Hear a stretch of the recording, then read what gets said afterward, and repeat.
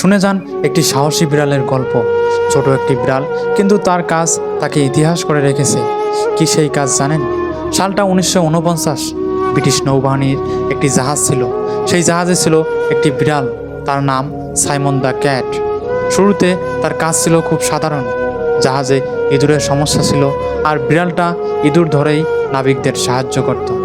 কিন্তু একসময় জাহাজটি একটি কঠিন ঘটনার মুখে পড়ে। এতে জাহাজটির অনেক ক্ষতি হয়, আর সাথে বিড়ালটিও অসুস্থ হয়ে যায়।